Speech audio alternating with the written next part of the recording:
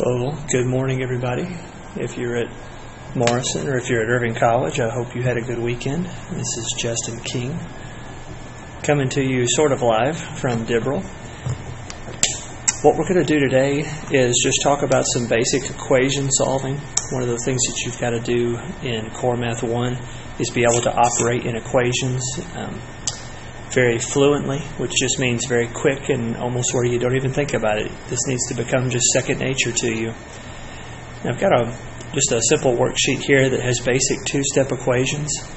But what we want to do here is we just want to look at how we can take this equation and end up with the variable all by itself and equal to a constant.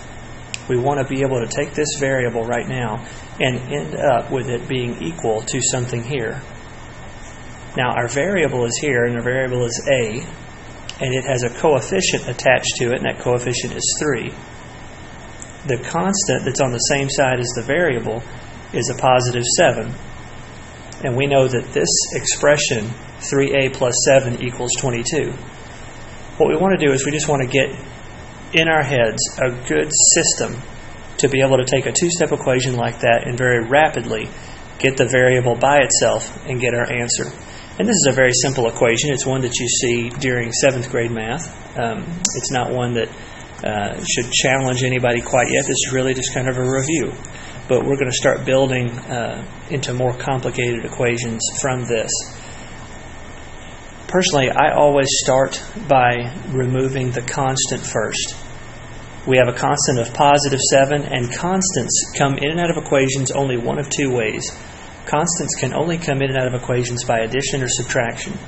And they leave equations the same way. They only leave by addition or subtraction.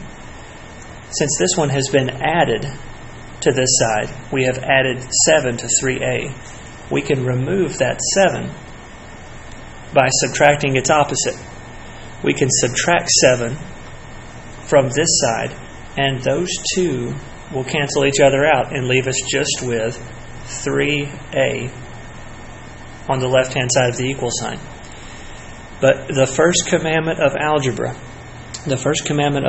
is whatsoever thou doest to one side of the equation, thou must also do to the other side. And so we can't just subtract 7 from one side. We've got to subtract 7 from both sides of this equation. And so we're going to have 22 minus 7 on the right-hand side. 22 minus 7 is 15. 22 minus 7 is 15. Now, our constant is removed, and now the only thing that's over here with our variable is a coefficient.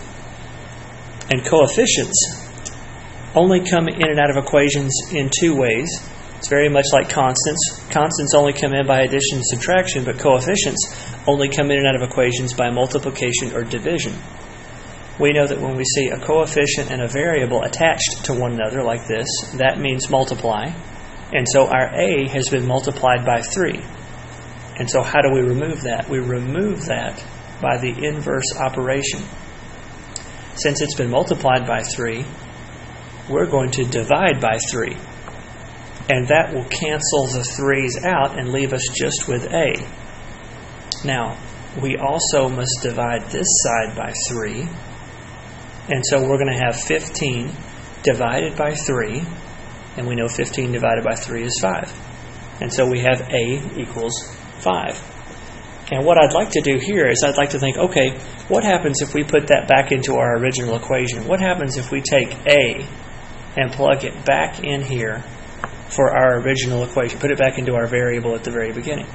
Will we come out to the same answer? Well, let's just check that real fast. Let's say 3 times 5. It's about time for a new marker here. 3 times 5 plus 7. Does that equal 22? Does that equal 22? Well, 3 times 5 is 15. Say plus 7 equals 22. 15 plus 7, well, that does equal 22. And so our solution works. And when your solution works like that, you don't have to worry about whether you've got the problem right or wrong. You know that you took your 5, the value you found for a, and you substituted it back into the original equation. And when you did that, it came out and kept your equation true. And so you know that 5 is the solution for this equation. What I'd like to do is I'd like to come down here to problem number 2, and you should have this worksheet in front of you now. What I'd like for you to do is I'd like for you to pause the video for just a moment and get a solution to number 2. So pause the video, and then we'll pick that back up. Okay, if we follow the same rules we did for the first equation, we know that our end result needs to be b equals something. b equals some value.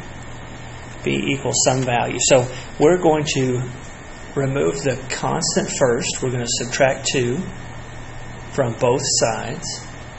That's going to give us 3b equals 23 minus 2 is 21. And then we're going to remove the coefficient, and coefficients come in and out of equations by multiplication and division. So we're going to divide both sides by 3. That will cancel that 3 out and leave us with b by itself. And now we have 21 divided by 3, which is 7. Now, let's check our equation. Let's check, I beg your pardon, let's check our solution and see if it keeps our equation true. And a lot of you right now, as brilliant as you are, can already see that this is going to work. 3 times 7 is 21, plus 2 equals 23. That is going to be true because 21 plus 2 is 23. 23 equals 23. That is true. This right here is the one value that will keep our equation true. The one thing you can plug in for 7. If you try to plug in anything else here, it will give you an equation that is not true. It'll make the equation false. Okay, so we have on this paper 15 problems.